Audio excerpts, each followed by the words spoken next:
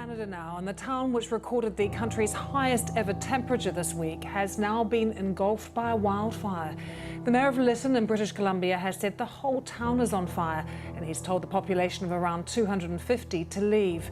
Lytton recorded a temperature of 49.6 Celsius on Tuesday. Kareem Gouda is a reporter for News 1130 Radio in Vancouver and updated us on the latest situation in Lytton. Just hours ago, the entire town was evacuated with very short notice. We had reports of people walking on the side of the road on the highway nearby, and people were being told, jump in my car, let's go, because it was so sudden that people didn't have time to go back, pack their things. In fact, basically a quote from the mayor saying, a miracle if everyone made it out alive. We're still waiting to see if what the devastation is, but so far it seems like it's not looking good for the town of Lytton, which is about 200 kilometers northeast of Vancouver, and the temperatures were nearly 50 over the last 3 days. It's completely unprecedented. We haven't seen temperatures like this ever. I mean, these temperatures recorded in Canada, it has broken 3 days of records, and most of the world has never seen temperatures that hot. Parts of the States, Las Vegas, never seen it this hot. And it was the worst thing to see that what was expected to happen is the wildfires could become worse this season, and we're seeing it now with a town almost completely destroyed in a matter of hours. And luckily we have a lot of people in the surrounding communities and small towns up and down the highway in interior BC offering support, opening up shelters, trying to get as many people out of there because so many people don't have anywhere to go. It's still a pandemic. It's still hard for people to fathom this. And I just can't imagine. We're talking to so many people who have lost homes already, who have lost animals, and it's a lot of rural area out there. So we're expecting livestock deaths to be super high as well. It's incredibly awful. Rescue teams in Miami are still trying to find survivors in the rubble of the apartment building that partially collapsed early on Thursday morning. These are live pictures from the scene. 4 people have now been confirmed dead. 159 people are still unaccounted for. Meanwhile, President Joe Biden has approved an emergency declaration for the state of Florida, freeing up more financial support for the relief effort. Here's Daniela Levine-Carver. She is the mayor of Miami-Dade County, talking just a short time ago. We will continue search and rescue because we still have hope that we will find people alive. That is exactly why we're continuing, and that is why we're using our dogs and our sonar and our cameras, everything possible to seek places where there may still be people to be found. The rescue effort is complex, and those involved are risking their own safety to try to find those who are missing. Teams have been tunneling not just from above, but from below in an underground car park below the building in their efforts to reach victims. For more, here's Florida's Lieutenant Governor speaking to CBS News. Urban Search and Rescue, their teams are working around the clock. They have been doing that obviously since early, right after the situation occurred. We've got the folks there, they're tunneling underneath. They have quite a few individuals, all hands on deck approach. We've got local government, state government, federal government, everyone's involved. But it really is tragic when you're on the scene. Clearly you're seeing the pictures, but the pictures just don't do it justice. It is heart-wrenching to see people's lives on full display. Everything from small personal items, stuffed animals, toys, people's livelihoods, obviously everything on full display. It is just tragic. And this is obviously a very tense time for the relatives of those who are still missing. CBS News correspondent Manuel Barroques has been talking to some of those waiting for news. We met the family, the Spiegel family, a 65-year-old woman, Judy Spiegel, who was in that building. We met her children here, and they just said they're not willing to give up hope at this point, that they still believe there could be a miracle beneath that rubble, that possibly those air pockets that were created when the building collapsed could still be housing survivors. And they were hopeful yesterday when rescuers said that they were hearing sounds that appeared to be banging beneath the rubble, but unfortunately they had not heard any voices.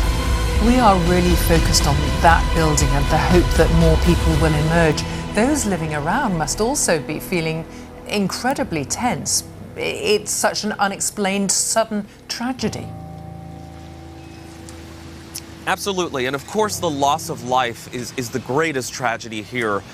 But you also have people who lived in that building who may have not been home, and they've lost their homes at this point. There has been an outpouring of support for this community, not only here at the center where the family members have gathered. There have been donations coming through, but there have been websites set up, of course, to try to raise funds for some of the folks who lived in that building, because on top of potentially losing a loved one or a friend, they've also lost all their belongings. But we begin tonight with America's crime crisis. A bloody 4th of July weekend ended with at least 267 people killed in shooting incidents. In Chicago, 18 people were killed in shootings involving at least 100 people. Police say in nearly all the incidents, no suspects were taken into custody. In Cleveland, 11 people were shot in a 5-hour period. 8 people were killed in Philadelphia, with 27 others hurt. Denver police reported 5 separate shootings within a 4-hour period. In New York, embattled Governor Andrew Cuomo is taking a drastic step due to the growing gun violence. Correspondent Brian Yanis reports tonight from Times Square. Good evening, Brian. Mike, good evening. Tonight, New York is in a state of emergency. The state will now treat surging gun violence as a public health crisis. The governor noting today that over the July 4th weekend, more people died from shootings in his state than from COVID-19. So today, first state in the nation is going to declare a disaster emergency on gun violence. Governor Andrew Cuomo declaring a state of emergency, a move that will commit more money to combating what he calls an epidemic of gun violence. Shootings in New York City are up 42% compared to last year, including brazen and random attacks in Times Square and on sidewalks in broad daylight. 26 people were shot in 24 shootings this weekend alone. About 50% of our shootings are gang or crew related right now, and we also have an increase in retaliatory shootings. So one person or 2 people are shot, and then someone from that side is now retaliating. The ATF let Fox News into their New York City gun vault, where row after row of confiscated rifles and handguns are stored from crime scenes scattered citywide. The ATF and NYPD are working together to combat gun violence. This is the whole city right now. Fox News received an exclusive look inside their new shared headquarters, where agents are using a new analytics dashboard to seamlessly share intel in real time about guns recovered from crime scenes, shooting investigations, and shooting deaths. It's an unprecedented effort to get guns used to commit crimes off the streets while identifying gun traffickers. They hope this will be a model for cities nationwide. We have to have a rapid tracing of ballistics to make sure that somebody who gets caught with a gun, if that gun was used in a prior shooting, that we're able to rapidly connect it to that prior crime scene so that we can hold those people accountable. When a firearm's recovered, we submit it for tracing, and we get the results in a matter of like a week to 10 days. It used to be a much longer time span. The NYPD made a record 2,300 gun arrests so far this year. That's a 39% increase compared to last year. NYPD Commissioner Dermot Shea says, though, the problem is that about 83% of those arrested on gun charges are released back onto the streets. He blames, in part, the city's bail reform law passed in 2019. Mike? Brian Yanis starting us off in Times Square. Brian, many thanks. An unprecedented display of anger and frustration in the streets of Cuba on Sunday. Thousands of anti-government rallies in large cities and small towns across the island of 11 million people. Citizens calling for an end to the decades-old communist dictatorship, protesting the island's dire economic conditions, food shortages, and the slow pace of COVID-19 vaccinations. In one area of Havana, protesters clashing with police. Elsewhere, they chanted "repressors" at riot police. Cubans voicing anger over the repression of civil liberties and the handling of the pandemic, amid what many are describing as the country's worst economic crisis in decades.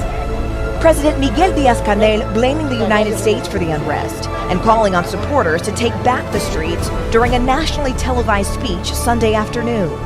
Social media, still relatively new in Cuba, helping to fuel the demonstrations. The hashtag SOSCuba taking off on Twitter and shared by celebrities. Here in the U.S., solidarity protests spilling into the streets of Miami and other cities across the country. Everyone in Cuba is go out on the street. Everybody in Cuba asking for the freedom. U.S. officials expressing support for the Cuban protesters, and a member of the U.S. State Department tweeting, "We stand by the Cuban people's right for peaceful assembly. We call for calm and condemn any violence." To make matters worse, the government cut off the internet in Cuba yesterday, and this, of course, made it harder for the international community and those living in more remote parts of the island to really know what was happening. So right now, there seems to be more optimism in Miami than in Havana. On the ground in Cuba, there are mixed emotions. Sources I've spoken to say that they're hopeful that this could be the beginning of the end, and that with enough international attention and pressure, it's possible that things could change. Back to you guys. All right, Morgan, thank you very much.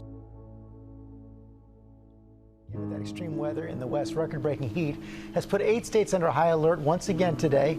Those temperatures have fueled fires across the region. Will Carr is in Doyle, California, devastated by their second fire in 8 months. Good morning, Will. And good morning, George. All of this damage comes on the heels of California's third heat wave in just a short amount of time. We're talking about dangerous, record-setting heat. The people who live in this community had to run for their lives as the flames came through and burned their homes and their cars. And the really bad news is that this fire season still has a long way to go.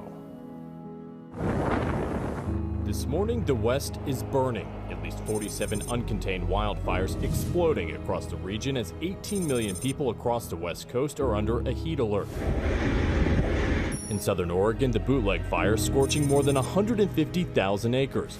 And overnight in California, mandatory evacuations near Mariposa County. Winds driving the river fire to 4,000 acres. To the north, dozens of homes destroyed in Doyle, California. Fragments of foundations identifiable in the debris, and these cars scorched. The town is now home to the largest fire in the state this year. The Beckworth Complex fire scorching more than 86,000 acres. This blast of erratic winds billowing smoke through the sky, those nearby scrambling for cover. Firefighters working around the clock to stop the spread, but it's a taxing job. When it comes to wildfires, especially with this heat, what's your biggest concern? Heat exposure and not having enough resources, because you can fight fire for so long in this heat, but then you have to get some rehabilitation. Veteran firefighters tell me that these conditions are perfect for another historic fire season, and typically in recent years we've seen fires last all the way up until December here in California. Cecilia. Such a frightening prospect. Okay, Will, thank you so much. Let's go right to Ginger with a look at the forecast and whether those western states can expect any relief anytime soon. Good morning, Ginger. Unfortunately, the answer, Cecilia, is no. 117 all-time record tied in Las Vegas over the weekend, 130 in Death Valley, all under this heat dome that is stubborn. It is not going to release. It won't be all time, but it'll still be very hot. And on top of this, any monsoon moisture that tries to make it up and make a thunderstorm is evaporating before it gets to the ground. So a lot of these don't even get rain, but they do have dry lightning, which starts more wildfires. Drought, big problem in the West. 93% of the West is in some level of drought. Utah, for example, nearly 2/3 of that state is in the highest level of drought. 117 was reached over the weekend in Lake George, St. George, excuse me.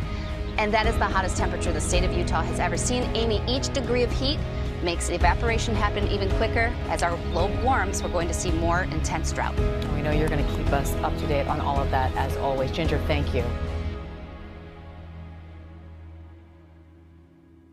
And to Haiti tonight, there are fast-moving developments after the president was assassinated. The first lady there shot multiple times. Of course, we reported she was brought here to the U.S. for treatment. Tonight, now several suspects now killed in a gun battle with police. At least 6 more now under arrest, including at least 2 Americans. Here's ABC's Marcus Moore. Tonight, an all-out hunt for the killers of Haitian President Jovenel Moïse. Police arresting these 2 men, placing them in the back of a pickup truck, surrounded by an angry crowd. Outside a local police station, Haitians burning tires and pickup trucks, demanding justice. Authorities say they killed 4 people connected to the assassination in a gun battle. At least 6 others now under arrest, and we know 2 are Americans. One of them, James Solage, who lives near Fort Lauderdale.